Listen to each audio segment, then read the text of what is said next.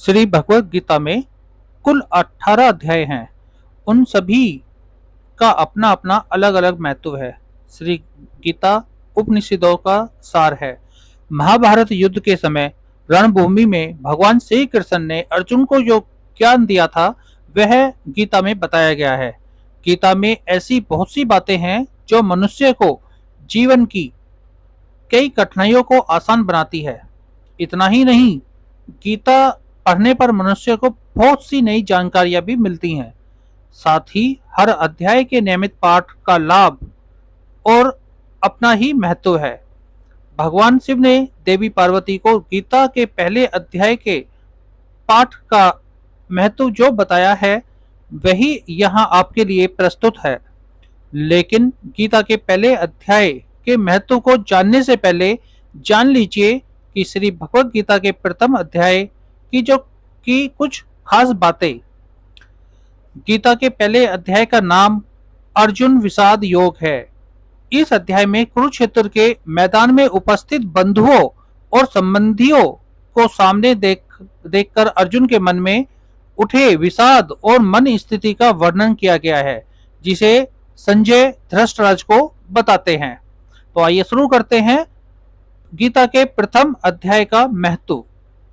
एक समय पार्वती जी ने पूछा, हे महादेव, किस ज्ञान के बल पर संसार के सब लोग आपको शिव कहकर पूजते हैं?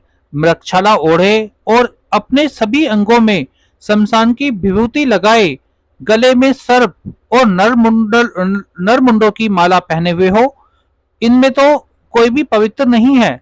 फिर आप किस ज्ञान से पवित्र माने जाते हैं?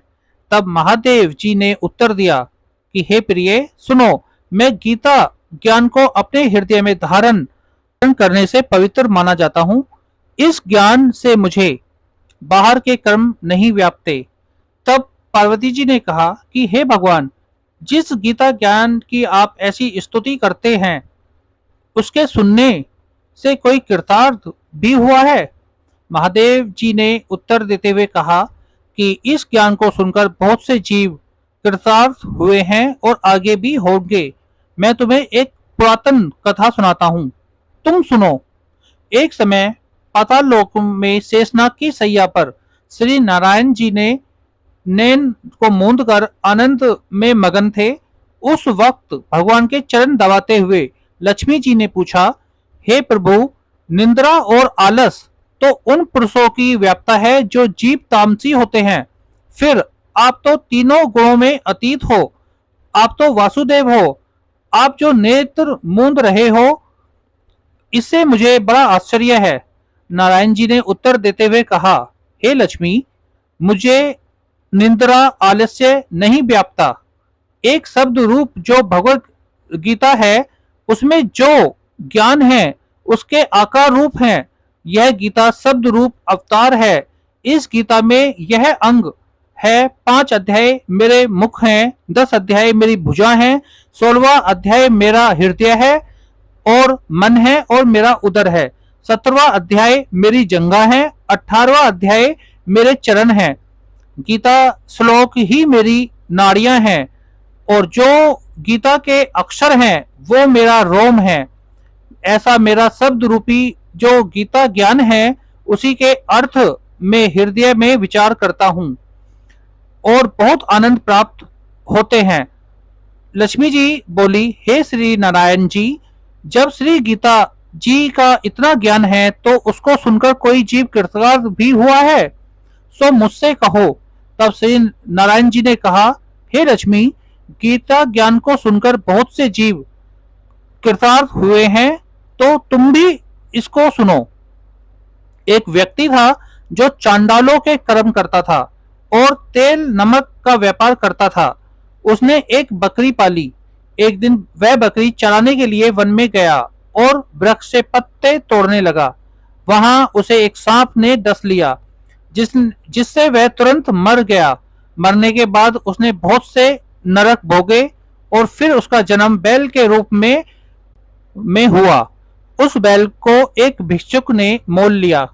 वह भिक्षुक उस पर चढ़कर सारे दिन मांगता, फिर जो कुछ भिक्षा में मांग कर लाता वह उसे अपने परिवार के साथ मिलकर खाता, और वो बैल सारी रात द्वार पर खड़ा रहता, उसके खाने पीने का कोई भी ख्याल नहीं करता था, और सुबह होते ही बैल पर चढ़कर फिर मांगने निकल जाता था। जब बहुत दिन हो गए तो वह बैल भूख से गिर गया, लेकिन उसके प्राण नहीं निकले। नगर के लोगों ने देखा, उसे उस बैल को कोई तीर्थ का फल दे तो कोई व्रत का फल दे, तब भी बैल के प्राण नहीं छूटे।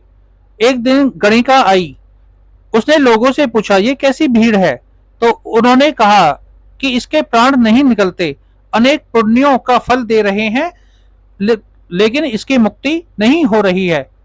तब गणिका ने कहा कि मैंने जो कर्म किया है उसका फल मैंने इस बैल को दिया है। इतना कहते ही बैल की मुक्ति हो गई। तब बैल ने एक ब्राह्मण के घर में जन्म लिया।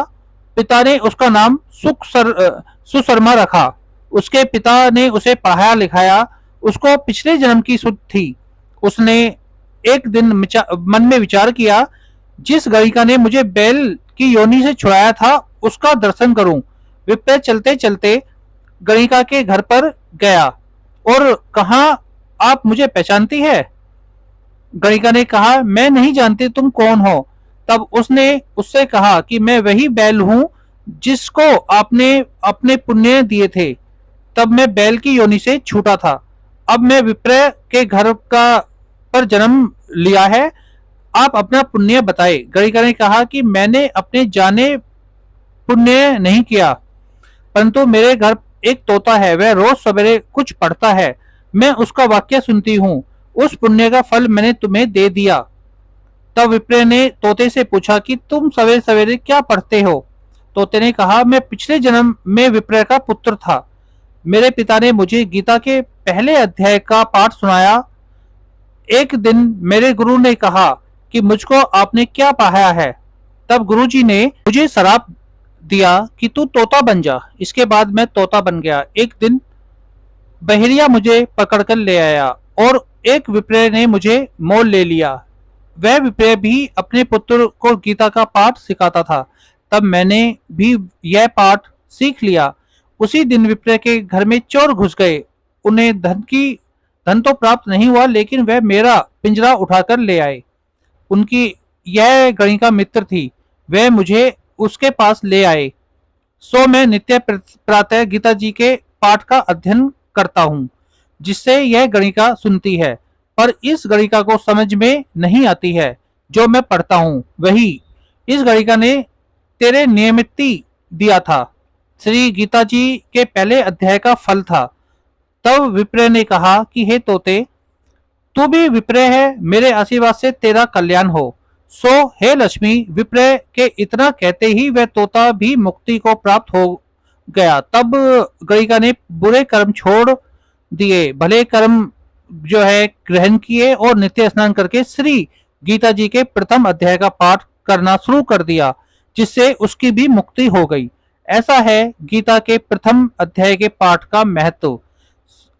उम्मीद करता हूं कि आपको ये महत्व पसंद आए होंगे, और आपको यदि ये वीडियो पसंद आई है तो इसको लाइक और सब्सक्राइब जरूर करें। धन्यवाद।